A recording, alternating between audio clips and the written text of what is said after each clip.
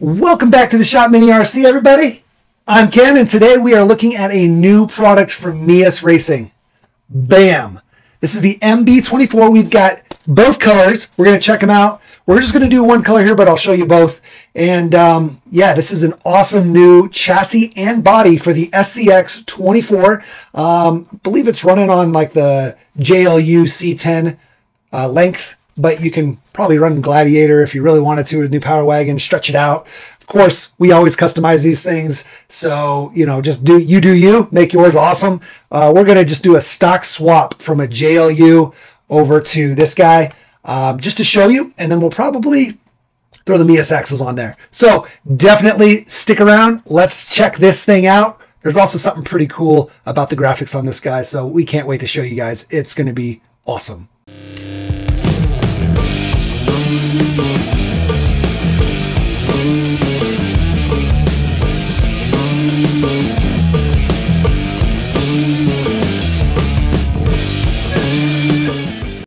Alrighty guys, now before we get started, make sure you like, subscribe, share, hit that notification bell. Obviously, if you like the channel, please support it. So that's the best way to do it, especially those shares. These are exciting. We can see the colors they've got here. They have a white version. I guess it's an all white body, but I'm not sure if they're going to continue to sell that. I thought I saw something online where they might just offer only in the two colors. I'm not 100% on that. So this is kind of confusing how they mark this. They should put little check boxes underneath it where they can mark so you can see the color and have the checkbox underneath it. But this is the green one. This is the red one because that's what they've colored in. But yeah, they should have just put little check boxes under there and you just put a mark color in the checkbox that it is. Anyway, let's go ahead and dive into the red one. We'll just kind of show you what it's about. It does come with an extra tire for the rear, so that's pretty sweet. The value on these things is insane, guys. Like, they're 35 bucks, I believe. So they're 35 bucks, and you're getting a chassis, a body, tire, lights. Like, holy crap, guys! Light bar. So you get not only getting the lights for the roof lights, you're getting like a front light bar that looks like here. A grill bar. So light bar, grill lights. Oh my God. For 35 bucks, guys. Like, insane. An interior. There's all your hardware. Here's your chassis rails. This carbon fiber chassis rails. And then part of the body is like a tube frame. Oh, man. Here's the exploded view and instructions. Like, how nice is it that it comes with instructions? So many chassis don't come with instructions. So at least this gives you an idea. Still kind of, sometimes some people have trouble following instructions even when they offer them, but at least you've got an idea of how things go together. Pretty sweet. Oh man, I'm excited for this. And then all of our stickers that go on the body. Come on out. Come on out, stickers. Do we get two sets? No. It's just a bunch of stickers. They're different though. Okay, so we'll get into that in just a second. Look at this body though. It's pre-painted. Ooh, that looks good. It's got like a matte black, the silver, and then the red. Let's open up this green one. Let's get that body out of there. It's like green and blue. So it's got the matte black, kind of a matte blue, gloss black, and then gloss green. These things look so good, guys. So good. And they're injection molded. They're not 3D printed, so they should be fairly durable. Flexy. It's going to be so awesome. I guess while we have the green out, let me pull out the stickers and see if if the sticker sheet is different. All right, so let's look at these sticker sheets. They are slightly different. Just barely, though. You can see in the topography here. So the green one has kind of this bluish topography. The red one has the red topography. Pretty sweet. We've got numbers. And then we've got a bunch of logos to make them look sponsored, or because they are sponsored. And if you notice this, look at this, guys. Boom. the Shop Mini RC, the Shop Mini RC, the Shop Mini RC. Let's go. There's another one right there. We also see some of our other friends on here. We've got the Micro Crawler Club. They've got some stickers. YROCEC, BJM, obviously Mias. We've got RC Steve. Let's go. A couple logos on there for him. RCZI, Cape Crawlers. RCZI again. There's another Cape Crawlers. So pretty awesome to see that they've worked with the community a little bit here. That's one thing I love about Mias, is they have been very community oriented, very good about trying to work with us, get feedback from people. We helped give a lot of feedback on this chassis and the design work and clearances, as well as the guys from Microcrawler Club. So big shout out to Microcrawler Club for helping with this. We also talked with them back and forth about some of this, and came to different ideas and whatnot. Shot them over to Mias. Mias gave us the thumbs up or thumbs down on our ideas and made changes to improve this thing. So I really love that Mias is doing that. I wish a lot of other companies out there would at least reach out to somebody in the community that's decently knowledgeable on building these things, so that, you know, things fit right, you know what I mean, and things work as you would expect when you start to upgrade. Now, even with that said, there's always going to be something that somebody finds that doesn't work for them, because there's so many different parts for the SCX24 and even the other different platforms. There's so many different parts from so many different manufacturers that things don't always work right. So that's part of being in this hobby, is being able to kind of make adjustments and trim things and Dremel things and cut things and move things around so that they work for what you're using, the parts that you're using. But when we were looking at this, we were trying to make sure it worked with a totally stock rig, so you could buy an SCX24 for 120 bucks or whatever when they're on sale, spend 35 bucks and get a sick looking truck. Just throw some wheels and tires on there, you know, and then you can upgrade it over time. And we also wanted to make sure that as you upgraded it with larger servos and things like that, that things fit well. So Mias was very good about making sure that they got those different specs put into the builds. And so I hope they continue to do that in the future. And also this, just being able to represent some of the guys that are really involved in the community, is a huge honor. You know, I can't say enough. It's a huge honor to be able to have our brand represented on their product. So super cool. I don't know how much involvement some of these other guys had, you know, RCZI. I'm not sure about them. I'm not even sure how much involvement RC Steve had, but I know for a fact the guys over at Crawler Club, multiple guys from the Crawler Club, definitely, you know, they did a lot of work with this. I saw a lot of the feedback they gave, and yeah. Plus, we talked to, you know, those guys all the time, Kenny and Van. We talked to Van a ton, and Kenny over there also did a bunch with Microcrawler Club. Anyway, guys, I'm sure you don't want to hear too much about that. You want to see this thing, and you want to see it get put together. So we're going to put this guy together, and then we're going to get it onto a, you know, stock, swap it over so you can see what it looks like, totally stock, and then we're going to probably throw some axles on there. I think we're going to do some four-wheel steer or something. We'll see. So before we really dive into it, here's a quick look at everything you get in the box, plus the stickers, obviously. Your body, interior, your braces and hardware, more hardware, your chassis rails, carbon fiber chassis rails. Does appear to be a flat skid here, so that could be good depending on your different class requirements if you're going to run this as a comp truck. Our tube chassis, it's kind of a tube chassis. Looks like some of the rear braces and whatnot. Tire, some sliders. Pretty sweet that this thing comes with sliders. Front bumper. Some more mounts. A servo mount, like pretty sweet. This is a plastic servo mount, but it's kind of based on the typical adjustable servo mount you see from a lot of people. I think Mofo had the very first one. This is not quite the same. It's a little thinner this way, and it's not adjustable, and it's not metal, obviously, but basically that same kind of look. And then our lights. So you can see we've got our light bar for the top, all wired up. It does go to a single plug, and then our front grille lights. It says Mias Race right in there. Pretty sweet. In the interior. And again, all this stuff, guys, servo tray, lights, interior, sliders, you know, just a for looks tire. This is not a usable, well, you could use a tire, I suppose, not that you'd want to. It's not the most sticky, but it's there for looks. And then a little rim to hold it down. Hardware, chassis rails. Again, chassis and body, 40 bucks. But then you add in sliders, lights, and servo tray, and the extra tire, and the interior. Pretty sweet. All right, we're going to go ahead and start building our, I I guess not really the chassis, but the tube chassis part of the build, it does separate. So we'll show you that. So I also just wanted to show you the prototype here. This was all 3D printed, except for the carbon fiber chassis rails.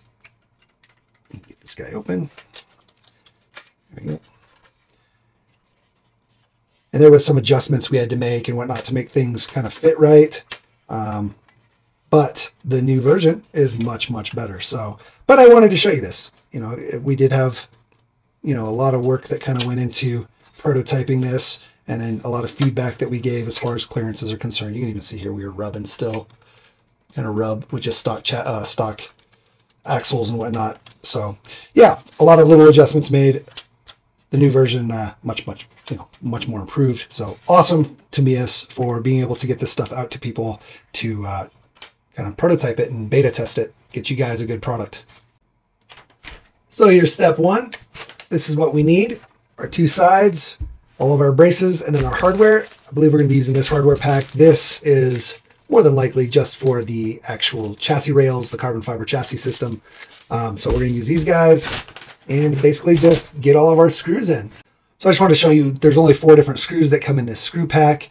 You have an M1.4 by 5, an M1.4 by 8, M1.4 by 12, and then the M2.5 by 16. This is for the tire in the back, and they give you extra. Mias is very good about having extra hardware, so just be aware that you'll probably have some extra screws. So just follow your directions. You'll have no problem. Now for all the tube frame stuff, we're going to be using the M1.4 by 8s, so the larger of the 2 black screws. Okay. All right, we got our first half done here. I just wanted to stop and show you kind of where we were. If you ever have issues trying to figure out which direction a piece goes, which side is up, you can always look further along in the instructions and you can kind of get a different view of the way the part is put into there. I mentioned that because it might be kind of hard to tell which way the roof is going, right? So this actually dips down, and then this front piece kind of dips down. The flat side is down. And then here you can see it dips down all the brackets. Okay, so just kind of look further ahead in the instructions if you're unsure which direction a piece faces, but you might also be able to tell just from our video here. This doesn't actually have a top or bottom. It's symmetrical top and bottom as far as I can tell, so that shouldn't matter. But all the other pieces do have a top and a bottom, so make sure you put them in correctly, or when you go to put your body on and stuff, things aren't going to fit right. A lot of people had that issue with the Ripper for the TRX-4M. They put their top brace on upside down and then wonder why their hood didn't match their grill. Their grill and hood had a big gap, and it's because their top brace was upside down. So anyway, all right, we're gonna get our other side on, go to the next step. And just another little thing I wanted to mention, remember, you're screwing into nylon plastic, so it's not the, you know, strongest, I don't want to say strongest because it is strong, it's very flexible. It's a flexible material, which means that when you start to screw in, as soon as you feel resistance, that's probably a good time to stop. And once your screw is flush, so get flush, and then when you feel a little bit extra resistance, then you're good to go, because you can easily strip this. I mean, you'll sit there and spin it all day long, and you won't, you know, notice that you stripped it, other than the fact that you've been turning it a little bit too long. So just be aware, no reason to over tighten this stuff. Again, it's nylon. It is very flexible, so it doesn't hold threads. Like you won't get a ton of resistance on it. I keep saying stuff like it's not strong and it won't hold threads, but it will hold threads. It's just you'll be able to pull it out of the threads very easily, just because, again, it's a very flexible material, right? Like it bends. So imagine all the little tiny threads in the screw. They're just going to bend if you start to over tighten it. Worst case, if you do feel like you stripped something or a screw's not holding like you want it to, maybe you really stripped it out, you can always throw a little bit of super glue on the screw or in the hole that you're screwing into. I'm not saying super glue it together, but put super glue down in the hole or on the end of the screw, kind of like Loctite, and that'll definitely help keep it together. Don't use Loctite though. Loctite will degrade plastic unless it's plastic safe Loctite. But at that point, you might as well just be using actual, you know, CA glue, super glue, tire glue, whatever. You could even use E6000 or Shoe Goo, but that's probably not ideal from a screw standpoint. You kind of want something a little bit more hard. So definitely using just regular CA glue would be good.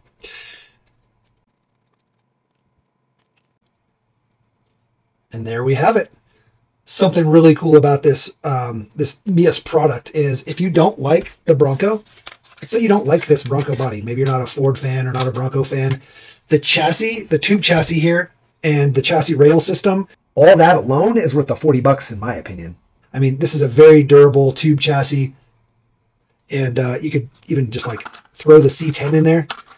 Not gonna be able to do it because of these braces here, so you'd have to like take your Lexan body and trim or slot this out so that this can fit through there.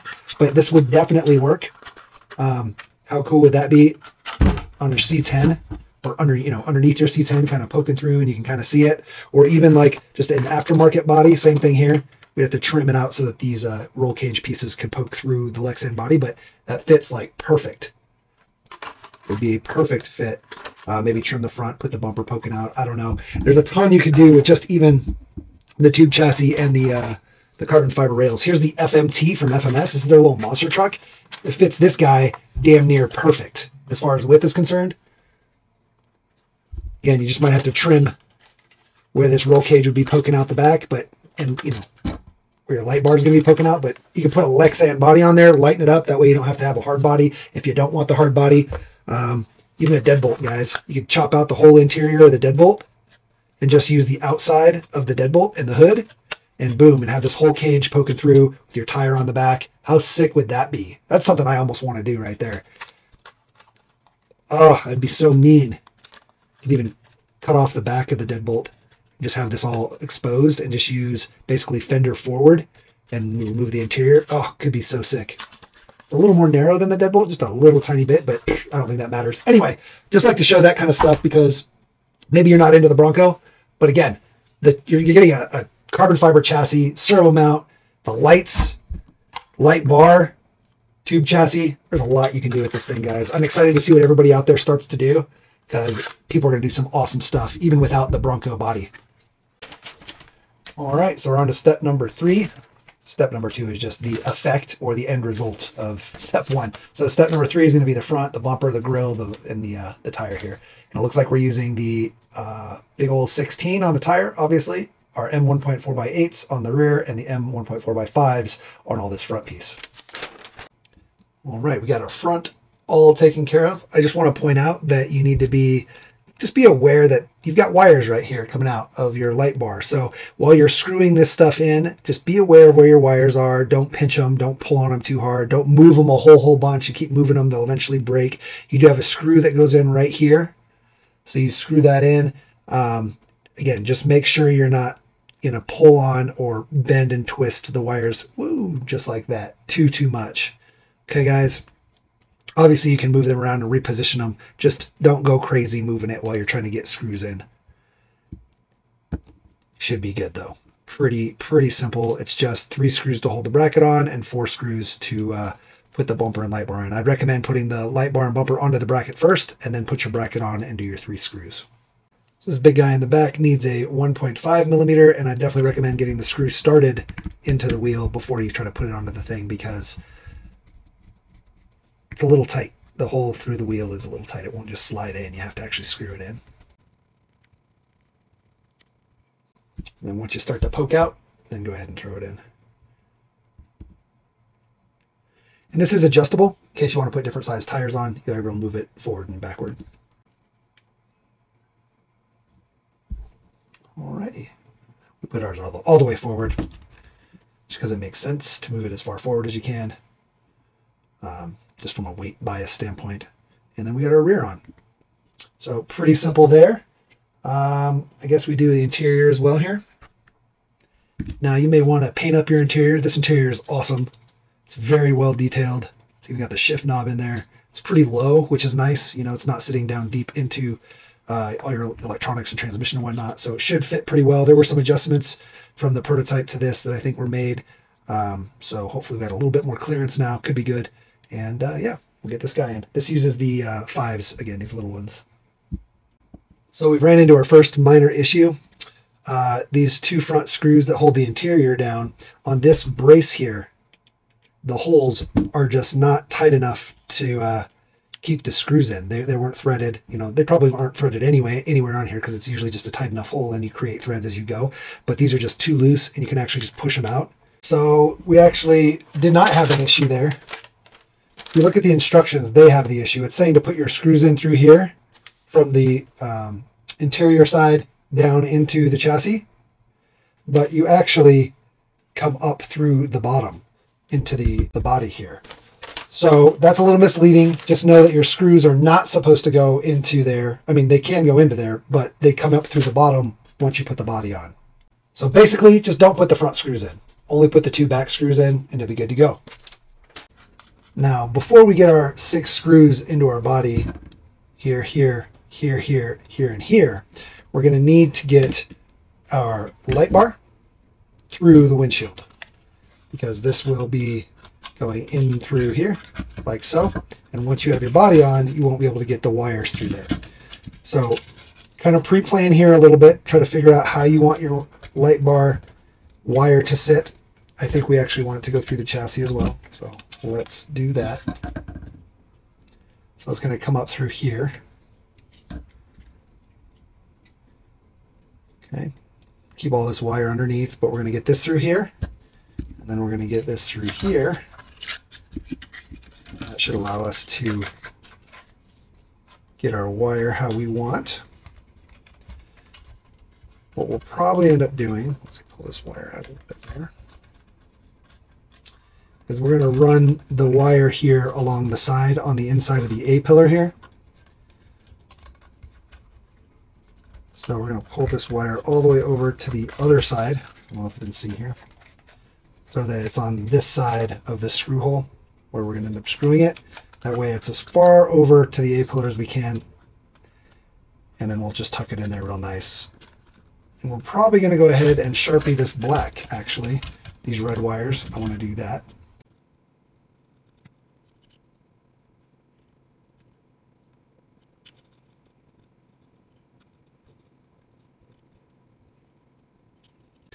Now just be careful when you're twisting this around and moving it around that you're not going to pull out your leads from the board here. Worst case, you'll have to solder it back on, but just be careful. So something else I'd kind of recommend here, once you've got your wires in there and your light bar is pulled through, you'll notice that your front light bar is just kind of coming right out the back. This right here is a latch where it latches onto the carbon fiber chassis. So it could end up getting in the way and getting pulled on. So what I'm going to do is I'm actually going to, we haven't screwed this front part in yet. Again, we're pretty flexible here. Just don't pull your screws through. But I'm going to pull these 2 screws out and I'm going to tuck the wire up underneath. That way it comes underneath here versus coming, you know, it goes above here versus coming underneath. Just that way the wires are out of the way and they're not like hanging down in the fender and stuff. It'll be up above the chassis, tube chassis here. All right, so I lied. I just wanted to stick it through here. I don't want to actually wrap it around the front because then you might see it right in there. So we just pulled out this one, tucked it through here, and then we're going to run it all the way along the back here and then between the tube chassis and the interior. And that way it pulls it everything underneath in between the body and the tube chassis, but then down in between the tube chassis and the interior so you don't see it. So that's kind of the plan there. And that'll keep everything in this area so you don't see all the wires and whatnot. Should be much cleaner that way. So you can see how we did it there. Pretty simple. I know I'm spending a lot of time on this, but a lot of people have trouble when they're trying to make things look nice and clean. So I just kind of want to show you again. We got it all in there. We actually wrapped, we unscrewed this because our wire was going outside of the roll cage. So we actually wrapped it up and around. So the wire, it's very hard to see, which is kind of the point. But the wire comes out of here and goes over the cage, and then it's between the cage and the body all through here. So it actually goes to the outside of the mount and then the inside of the body, obviously. So in my opinion, that's probably the best way to route it. And then we route it right in front of the, right there in front of the interior. That way there's a place to tuck it up into because there's this large void in there. So good place to put it. Let's go ahead and plug it in and see how these lights look. Ooh, yeah.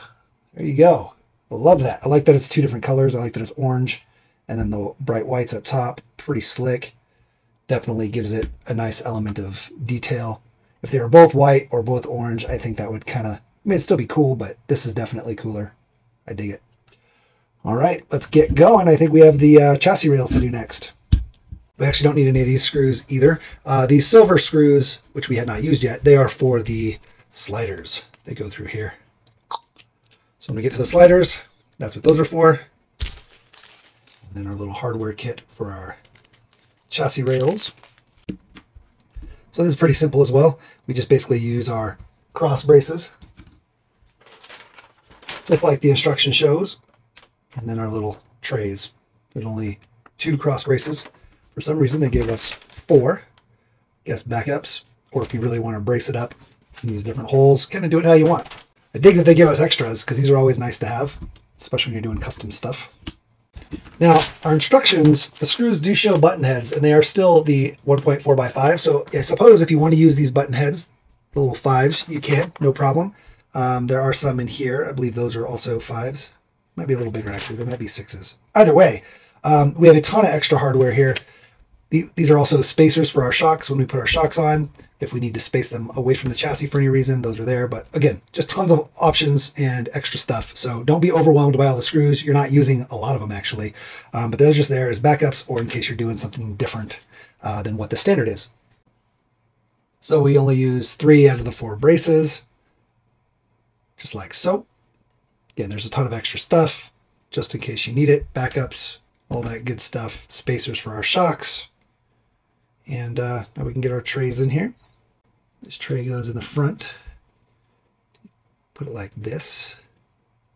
It's got holes in it so that you can screw in magnets. If you have some of the countersunk magnets, you can screw them onto there. And then same thing with our body. If you have countersunk magnets, you just put your magnets on there. Put your screws in there, and that's what will hold this guy closed. Or you can use Velcro.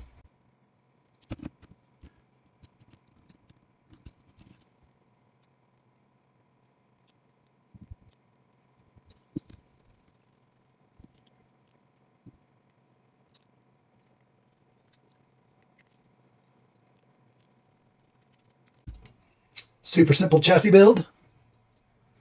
You don't need any of this stuff. Yeah, tons of extras. I love it though, because you never know when you need it, and it's always a pain when you need 1 or 2 screws, and if you don't have a screw kit, oh man. So getting that extra stuff, you buy a couple different kits, and if they all came with a little bit extra, then when you do need something, you should have it. All right, so now we're going to basically just swap over. Let's see here, bam. Swap over our truck and chassis and all that good stuff, or truck and skid and all that, onto the new chassis, put our sliders in, be good to go. So here's our stock rig all pulled out. Got our electronics out, and yeah, we should be able to slap this guy right in here. We're essentially going to go like so. Get our skid lined up. So it looks like these little nubs that stick off aren't actually fitting into the chassis rail for some reason. So you have 2 options here. You can either snip off those little nubs off of your stock skid plate. If you're using an aftermarket skid plate, you probably don't have those little nubs there, but you might. You can see they're just not going into the holes there. You can either snip them. Yeah, they're not going. Or you can make the holes in the chassis rail here slightly larger. Just drill them out. I guess we'll just go ahead and snip them off. It's just a stock skid. Don't really care that much, so we'll just X-Acto those guys right off. Actually, we'll use some flush cuts. A little bit easier. So that's unfortunate. They could have just made those holes a little bigger. I feel like on the prototype they were fine. I don't know why this one's different. It is a different chassis setup though, so maybe they used totally different rails, redesigned the rails completely. And I don't know, missed that part. So we got our 4 screws in, pretty simple. Then we're going to use the 12mm screws, these super long ones here. That's these guys. And that's going to be for our skids and our upper links. The long side goes to the back, so go ahead and get your long screw in. Looks like these holes are kind of small, so you may have to just screw into them. The screw won't push straight through, so just be aware. And then you can just start screwing it into your chassis here. The chassis holes are also very tight. So you're going to be kind of threading into those as well. The screw won't just push through. So just be aware of that. And then once you start to poke through, get your upper link in there.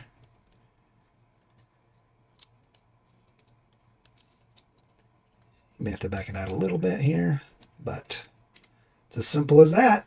It's literally your shocks, 1, 2, 3, 4, and then these 4 screws on the bottom. So 8 and 12. 12 screws to swap over the whole thing. Pretty simple.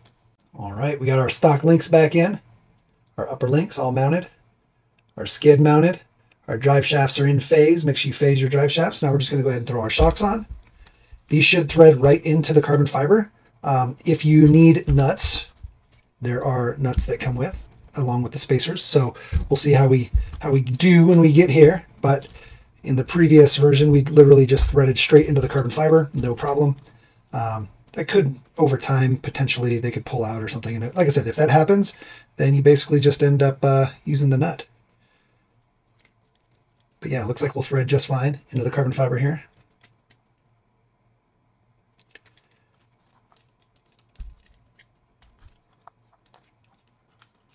We're mounting our shocks as far up and forward as possible to get us as much articulation and as low as possible. So we like our trucks kind of low.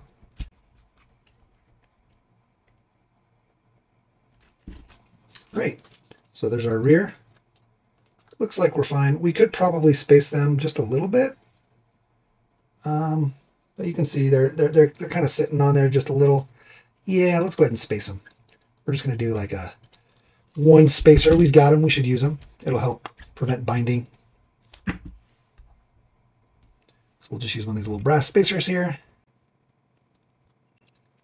And that should still give us plenty of room to put a nut if we so choose.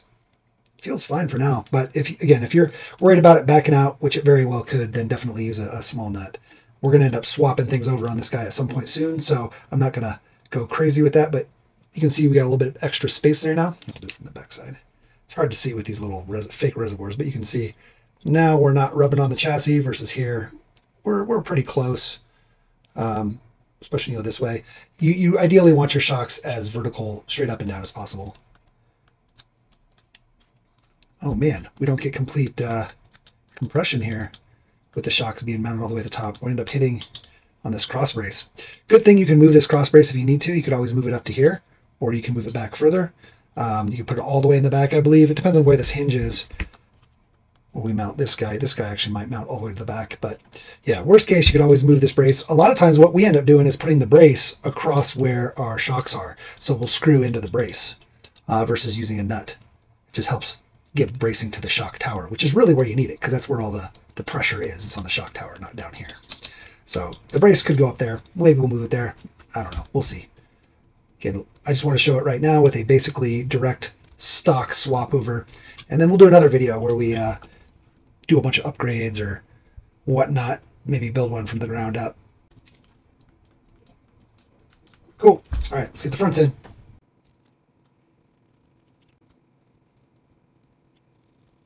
All right, now we got a complete truck. We're good to go here.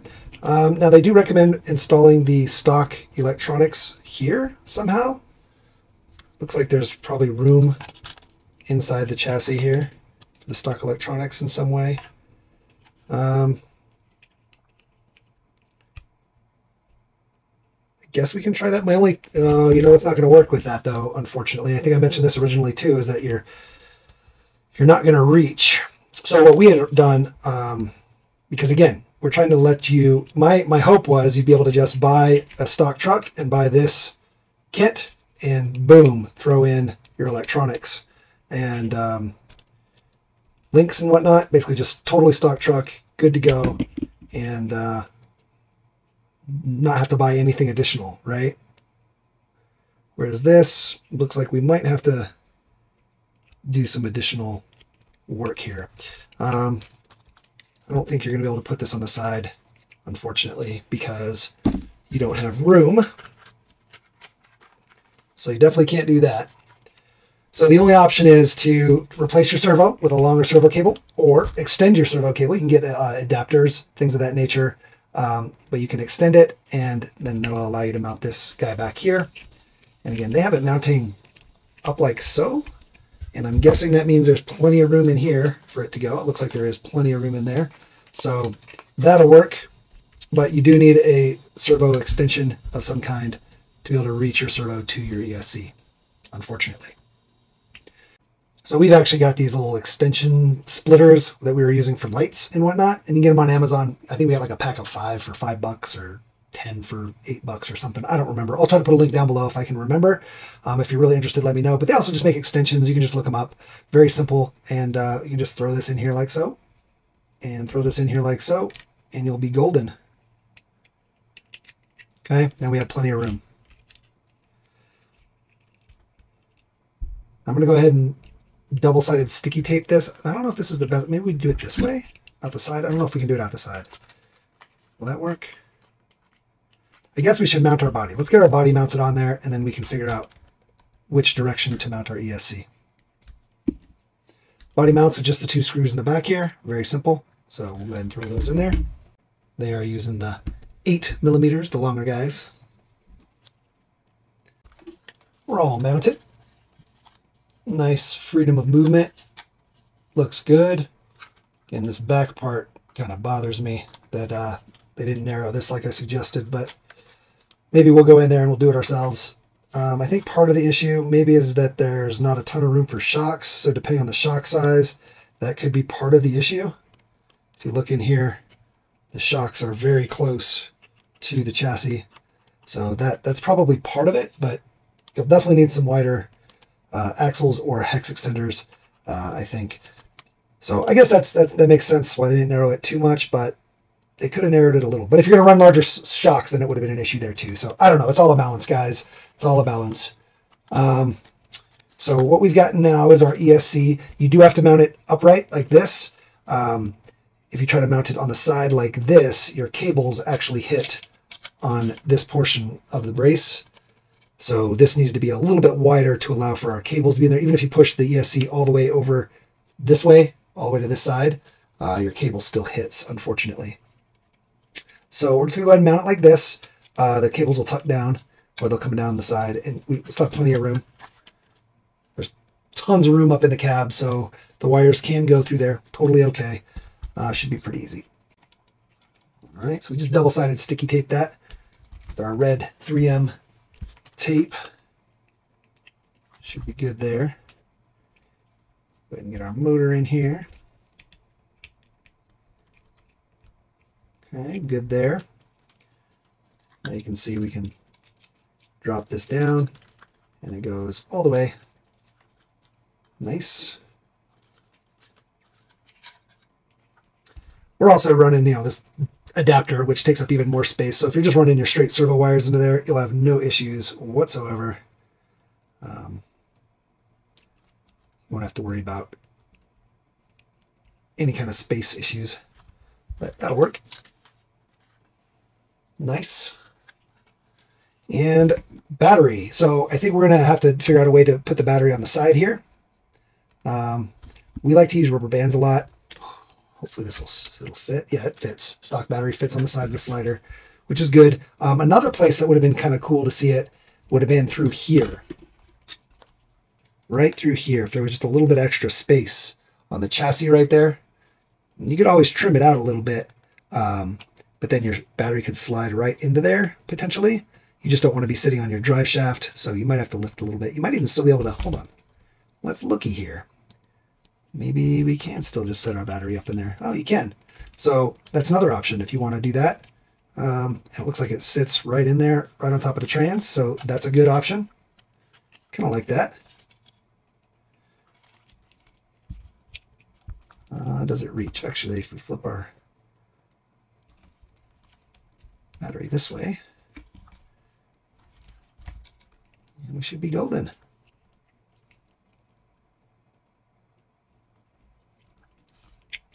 Or even better, flip our battery this way. Now remember, we've got this rubber band on here because we like to tuck our wires based on how we're charged. But we can go like this, Get this guy over here. Get out of here. There we go. Bam. Okay. So that'll work. You can do it that way. You can do it on the sliders. A couple different options there.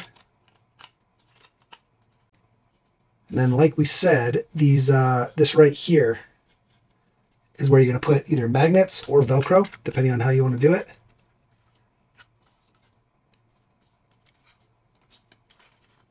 Looks like we're kind of hitting on something. I guess it's just our wires here. We have a ton of wires. We can actually tuck these guys in. And you know, we can actually just use this plug here.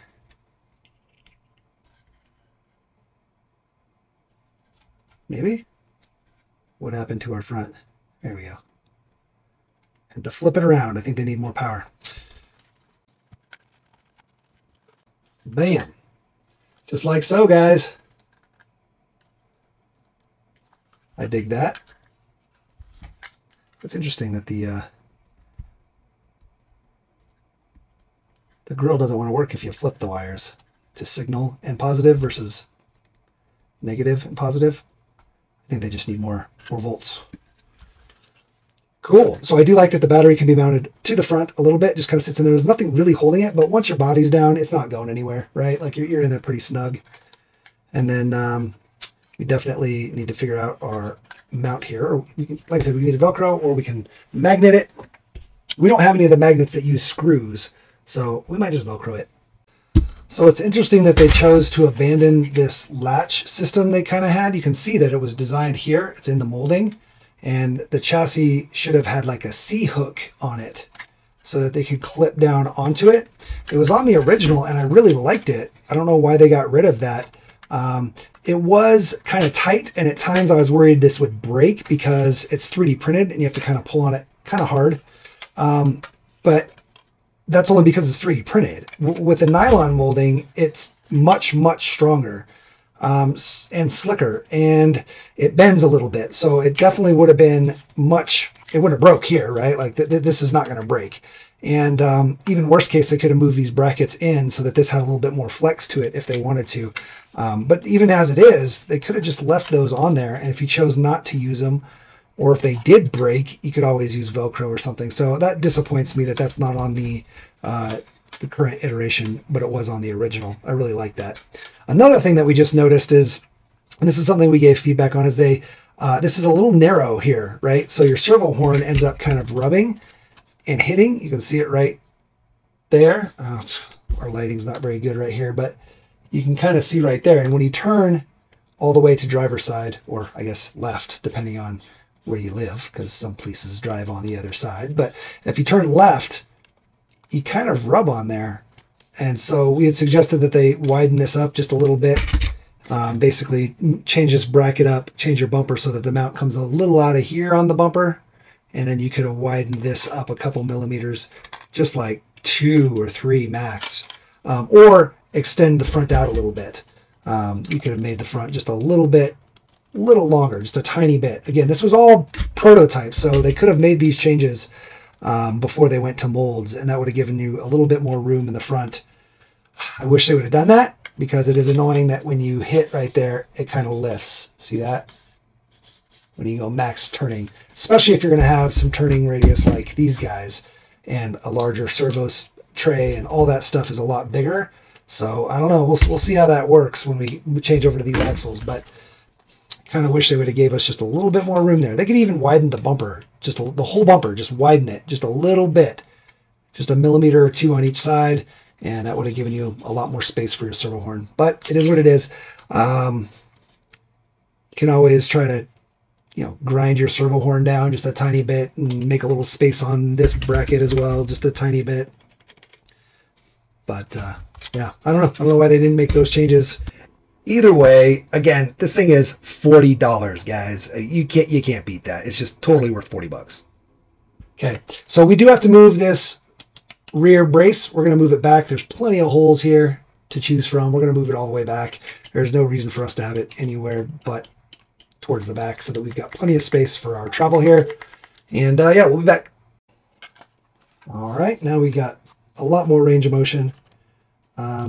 you almost still bottom out on the mount for the tire, but looks like we're getting all the way through our shock travel, so that's good. Man, I just wish this was just a millimeter narrower. Whatever. Okay, so what else? Oh, you aren't able to mount this brace across your shock towers because you end up hitting the shock towers drop through here. So it ends up hitting on here if you try to put that brace across there. So just know that you cannot do that. Also, if you start to get a large tire, you definitely got to move it forward because your shock towers will hit on your tire. Our shock towers are already kind of hitting on our tires just a little bit right there. Not a big deal. We'll probably move it back so it looks a little better. Just so it's actually in there. I kind of wish this thing was at an angle too. So it'd be cool if somebody printed like a bracket, or I wish they would have included like an angle bracket so you can screw it in and screw the tire into the angle bracket. That way the tire was kind of at an angle in the back here, because that's kind of how they're supposed to look. But overall, pretty cool. I'm definitely digging it. Again, totally stock rig. The only thing you're going to have to do is get some hex wideners, which we need to get real quick, and then an extension for your servo. Other than that, everything else swaps over totally fine. So when you place your order for some hex wideners if you don't have wider than stock axles, and if you don't have an aftermarket servo, you'll need to place an order for just a little extension or get an aftermarket servo. These servos need to be changed anyway. This truck is not staying this way. Again, I just wanted to show you that it can be done with a totally stock rig with minimal extra cost. Again, probably $5, you know what I mean? Like, I guess your hex wideners are probably $10, so $15 plus $40 on a totally stock rig. And if you're going to upgrade that stuff anyway, then don't worry about getting the wideners or the thing. It is just $40. Killer. So another thing you can do if you don't have hex hubs, or, you know, a little bit wider hexes, and again, you only need like maybe a millimeter or 2 millimeters. If you're going to go stock with stock tires, you can use just a washer. And this is like a 6.5 millimeter diameter, 6.75. And then the inside is like 3. But it basically, as long as it fits in there, you're good to go. Your axle shaft needs to fit through, and then you need to fit on a 7 millimeter hex hub. But again, maybe 2 of these on each side, and you should have plenty of clearance. Another thing is going to depend on what wheels and tires you're running. Almost everybody always has aftermarket wheels and tires. If you have a negative offset, that'll push your tire out. Negative offset means that the hub is moved in, which then pushes your tire out. If you have a negative offset tire, you'll have plenty of clearance as well. So these stock tires are pretty deep inset. These guys here are even more deep inset, so they would not work. But there are some tires where they're very negative offset, and these guys will probably work just fine. Let's see, throw this on here. Oh yeah. Look at that. Look how much space we've got. And that's just from a different offset wheel, okay? Wait, hold on. Are we out? There we go. I was like, we're not all the way on there. Even so, tons of clearance, right? So just get a negative offset wheel and you're good to go. Almost everybody always puts on new wheels and tires anyway. You know what? Maybe we should do this. Hold on. I got a set of these in red, I think. Yeah, buddy. It's kind of a different color red though, but I think we'll do that. Well, it's going to change. It's going to be different because we're going to run different axles. But again, you always get wheels and tires. If you're getting a chassis, get some wheels and tires. These are OGRCs on these ones. Bam. They're fat, and you have plenty of room. Pretty cool. All right. So I think we'll do that. Screw these stock wheels and tires. We're going to put these guys on for now. Everything else is stock. Pretty cool, though. All right. Fresh battery. Plugged in. On. Got some steering going. Got some throttle going. There were some wobbly looking tires. Guess the tires just aren't sitting straight, but got our Velcro going on. Got our lights. Let me just drop this guy on. Everything sits nice and flush.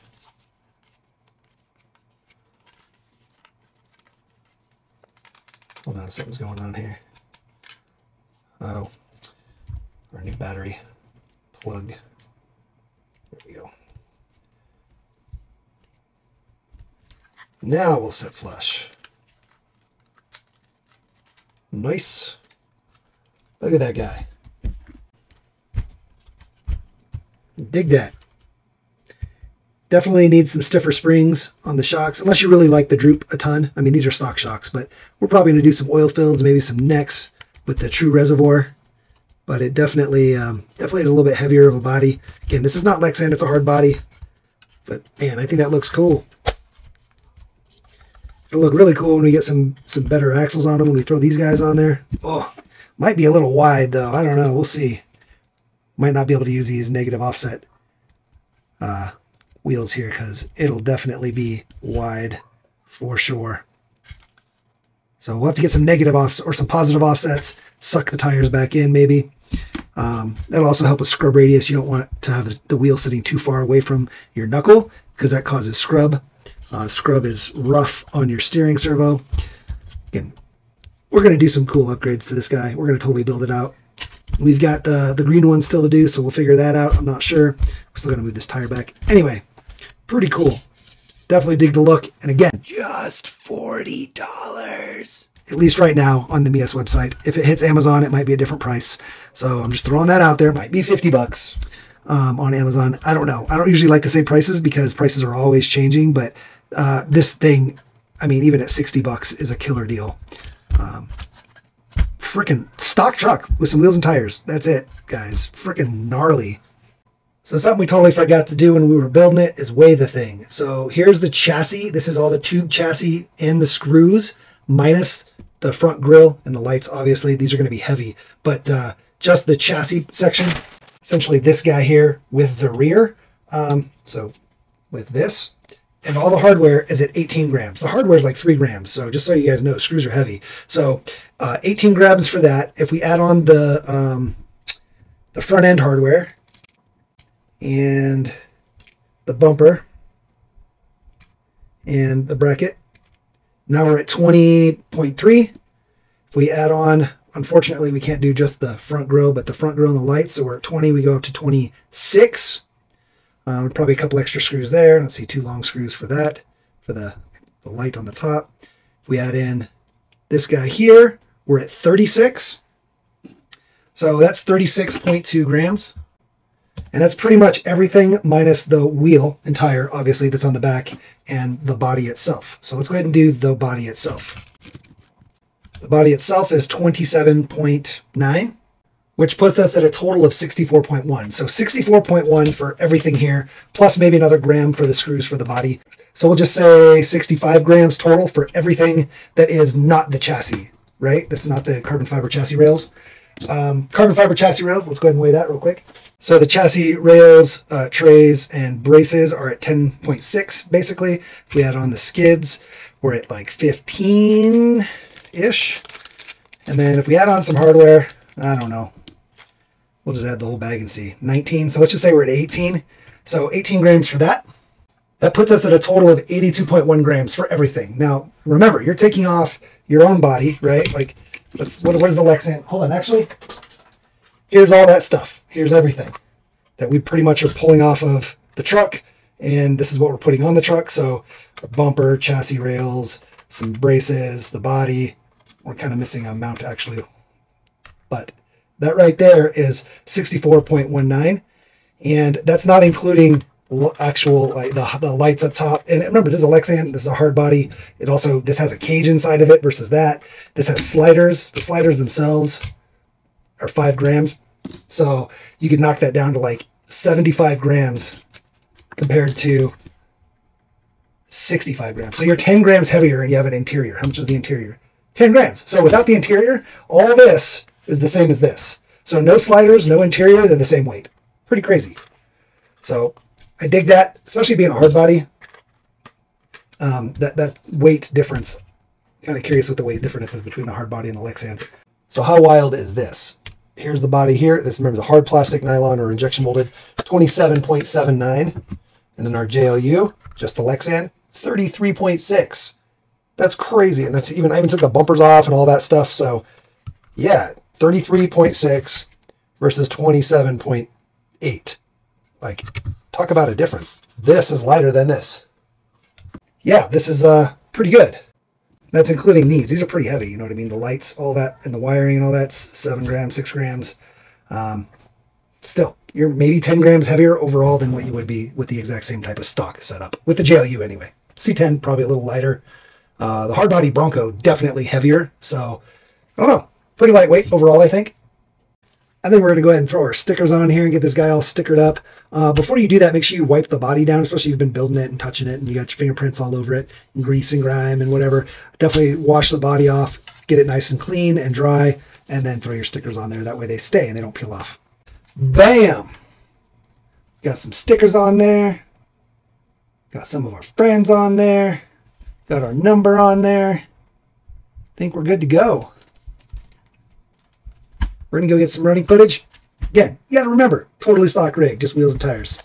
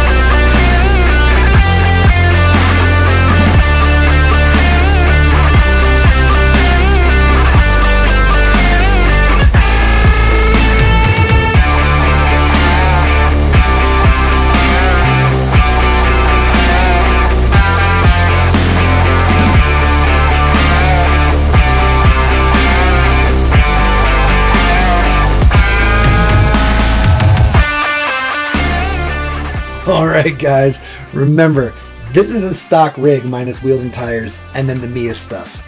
Pretty awesome. Hope you enjoyed the running footage. I think this is going to end up being an awesome build that a lot of people can do that can totally take a stock rig to a way more capable level, just because of the different geometry you can have with the shocks. And you definitely need to get some, a little bit offset wheels and tires or wider axles, but with very minimal effort, you get an awesome looking rig that can still perform really well. Better than the stock, and I'm pretty sure it's a lot lower COG and stuff like that. So definitely a cool rig. Definitely worth the 40 bucks. 40 bucks, guys. 40 bucks. Body, cage, chassis, sliders, servo mount, lights, interior. 40 bucks. And pre-painted if you want the pre-painted. They offer this color, the blue and green, as well as the white body. White body does come with the sticker pack, so you can still put the stickers on there. It comes with the red version, so you get the red topography and the red logos that have been changed. So definitely worth checking out, guys. I can't say enough about this. It's an awesome build. Super fun to put together. Super capable.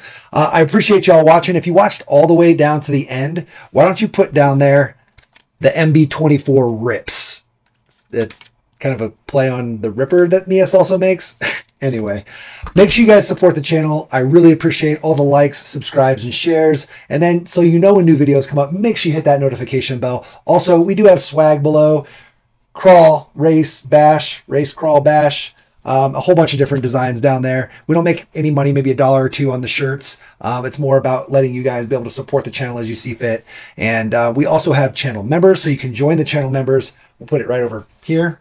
And you can see kind of how you join channel members. You get to see videos early before they get any ads put on them. You also get priority replies to comments, and there's different perks at different levels. And that stuff really helps the channel a ton. So if you want to support the channel, that would be a really great way to do it. But the best way to do it is, if you're not a subscriber, subscribe. And if you are a subscriber, make sure you share. Posting the video up in groups or in response to somebody asking a question about a specific thing that we answer, throw it on there. Let them know that the channel has information they may be looking for. So that's the biggest help, guys.